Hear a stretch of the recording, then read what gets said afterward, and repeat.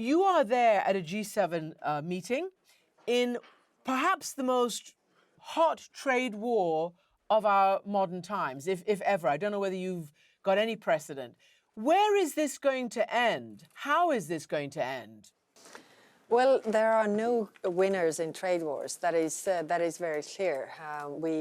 If we have a trade war with the United States, European Union, United States, then who are laughing on the side is China, who is definitely benefiting from this. So there are no winners. Eventually, the consumers end up paying more, and we really don't want this.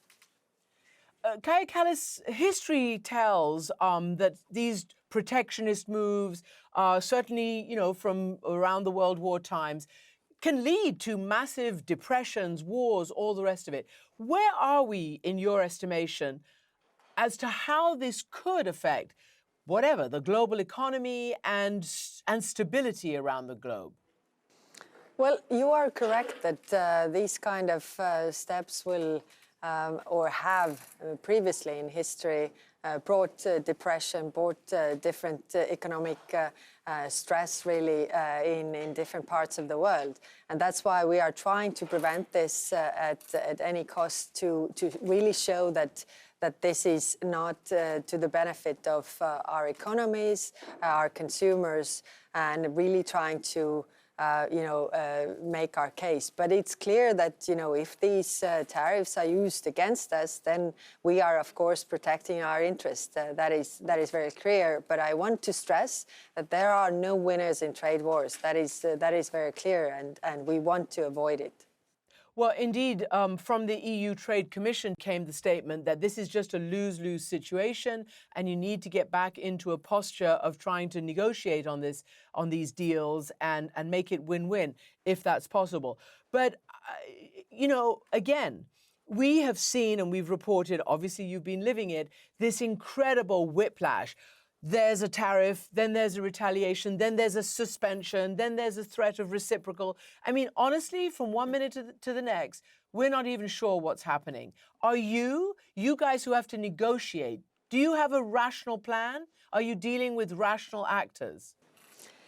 Well, it's true that we hear this a lot of news coming in all the time. So it's also very important for us to separate the statements from the actual deeds and actual steps that follow. So what we have done so far is to react on the actual steps that have been taken towards the European Union. And of course, we are 27 countries. We will discuss what our measures really are. There are proposals on the table.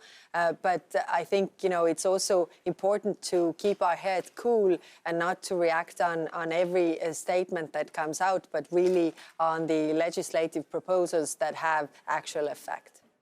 Okay, so as we speak, let's go to the other issue, the real war that's happening essentially on Europe's doorstep between Russia and Ukraine.